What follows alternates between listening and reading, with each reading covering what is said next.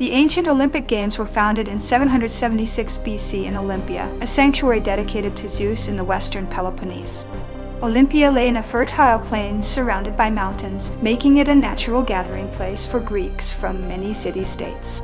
The Games were held every 4 years, a period the Greeks called an Olympiad, which became the basis for their chronological dating system. By counting Olympiads, historians can synchronize events across the disparate Greek polis, even when other records are scarce. Only free-born Greek men were allowed to compete. Women were prohibited from both participation and spectating, except for the priestess of Demeter. This exclusion reflected the patriarchal nature of Greek society and the belief that athletic contests were a masculine right. The principal event at the inaugural Olympics was the Stadion foot race, a sprint of roughly 192 meters, equivalent to the length of the stadium track. Winners of the stadium were celebrated as the first Olympic champions, and their names were recorded for posterity. Over time, the program expanded to include the Dialos, a double stadion race, the Dolichos, a long-distance race of about 24 stadia, and the Hoplitodromos, a race in armor. These additions showcased not only speed, but also endurance and martial prowess, aligning athletics with warfare training. The pentathlon combined 5 disciplines: stadion, long jump, discus, javelin, and wrestling, testing an athlete's all-round abilities. A victor in the pentathlon was regarded as an ideal Greek citizen, embodying both physical skill and strategic versatility. Boxing, pugilism, and pankration, a brutal hybrid of boxing and wrestling with few restrictions, were introduced in the 7th and 6th centuries BC, respectively. Pankration's minimal rules reflected the Greeks' fascination with raw combat and the limits of human endurance. The long jump originally involved athletes using handheld weights called halteres to propel themselves further. By swinging the halteres forward at takeoff, jumpers could generate additional lift, an early single technique enhancing performance. The discus and javelin throws were performed from a fixed circle or runway, and the implements varied in weight and length according to the athlete's stature. This customization allowed competitors to optimize their grip and launch angle, much like modern equipment tailoring. The wrestling contest, known as palais, began with a standing position and ended when one opponent touched the ground with any body part other than the feet. This rule emphasized balance and technique over sheer strength, rewarding strategic grappling. Victors received a wreath of wild olive cotinos, harvested from a sacred tree near the altar of Zeus. The olive wreath symbolized peace and victory, and its simplicity contrasted with the lavish prizes of later Roman games. In addition to the wreath, winners were often granted lifelong privileges, such as free meals at public symposiums and front-row seats at future festivals. These honors elevated the athlete's social status and provided tangible benefits beyond mere fame. The Games were a religious festival. A grand sacrifice of a bull to Zeus opened the proceedings, followed by prayers and libations. By framing the contest as a tribute to the chief deity, the Greeks linked athletic excellence with divine favor. A sacred truce, the Ikecheria, was declared throughout Greece during the Games, prohibiting warfare and allowing safe travel for participants and spectators. This ceasefire ensured that rival city-states could gather peacefully, reinforcing the pan-Hellenic spirit of the event. The Olympic oath was taken by officials, pledging fair competition and adherence to the rules, a tradition that survived into the modern Olympics. This oath underscored the importance of sportsmanship and impartiality, values that remain central to athletic contests today. The stadium at Olympia measured about 210 meters in length, built of stone and sand, and could accommodate up to 45,000 spectators. Its design allowed clear sight lines for thousands of Greeks, turning the Games into a massive public spectacle. The Hippodrome, horse racing track, surrounded the stadium, hosting chariot races that were among the most popular and dangerous events. The high stakes of chariot racing with frequent crashes drew large crowds and added a thrilling equestrian component to the festival. Chariot races featured 4 major categories: Tethrapon, 4-horse chariot; Cineris, 2-horse chariot; Apane, 4-horse quadriga without a driver; and Chaos, horse racing without a chariot. These varied formats tested both the skill of the driver and the speed of the horses, appealing to different aristocratic patrons. The Kriophoros ram-bearer statue, erected near the stadium, symbolized the protective role of Zeus over the Games and the athlete. Such cult statues reinforced the religious atmosphere, reminding participants that divine oversight governed the contests. The prize for victors could also include monetary gifts from wealthy patrons, though the official award remained the olive wreath. These private donations reflected the patronage system where elites supported athletes in exchange for prestige. The Olympic officials, the Hellenodikai, were elected from among the most respected citizens and oversaw all aspects of the games.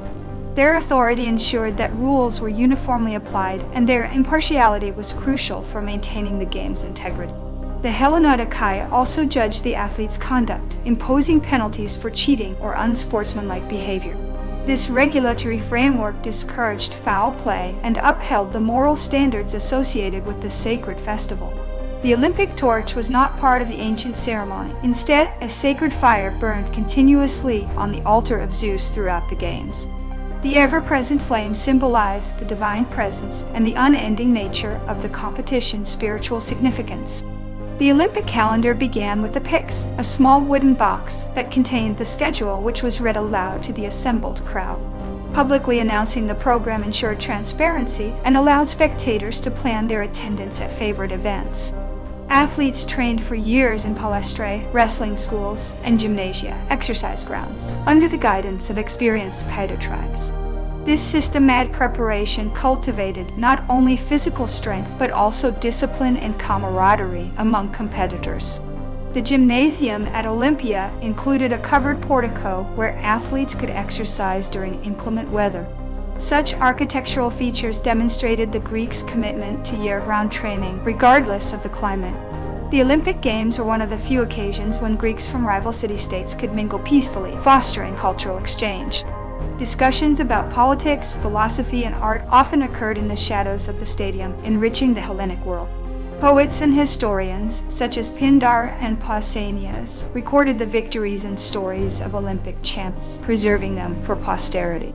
Their literary works turned athletic feats into enduring myths, linking sport with the broader tapestry of Greek culture. The Olympic oath originally required athletes to swear to compete in the spirit of fair play and to honor Zeus. By invoking both moral conduct and divine witness, the oath reinforced the sacred nature of the competition. The Olympic truce was communicated by heralds who rode ahead of the athletes, announcing safe passage across hostile territories. This system allowed competitors to travel long distances without fear of ambush, ensuring a diverse pool of participants. Victorious athletes were often immortalized on victory statues placed in their hometown, sometimes depicted holding the olive wreath. These public monuments serve both as personal accolades and as civic symbols of communal pride.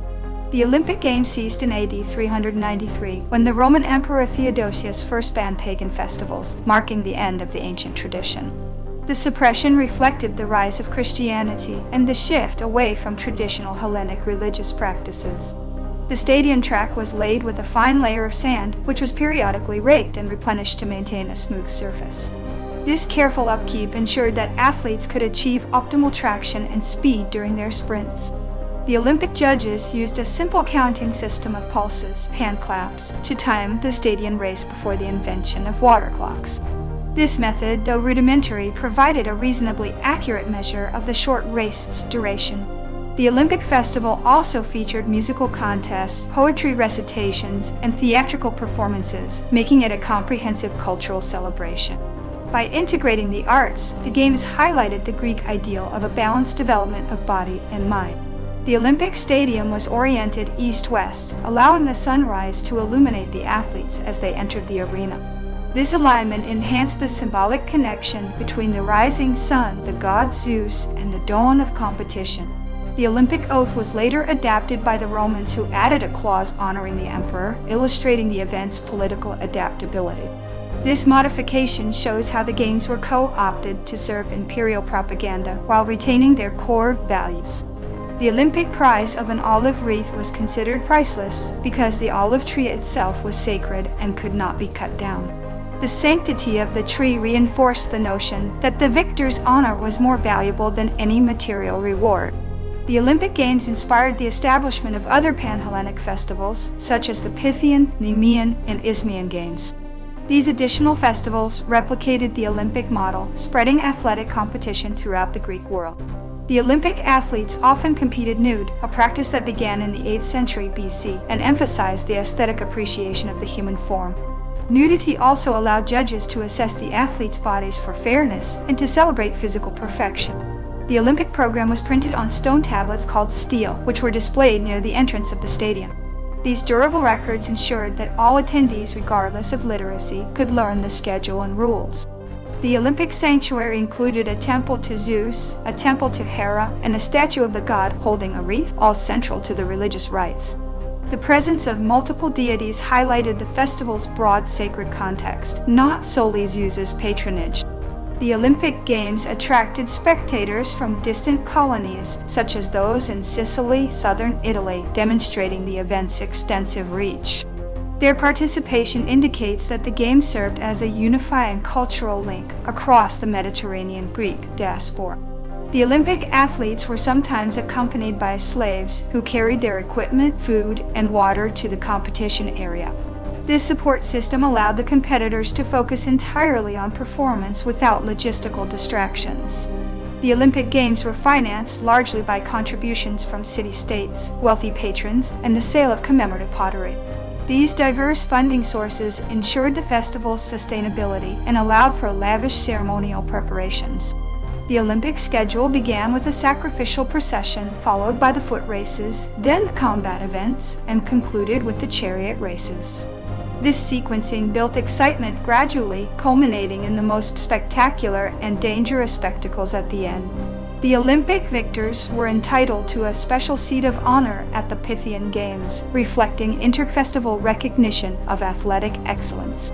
This privilege reinforced a network of elite athletes who were celebrated across multiple Pan-Hellenic venues. The Olympic Games featured a unique heraldic system where victors' names were announced in the Olympic canon for future reference.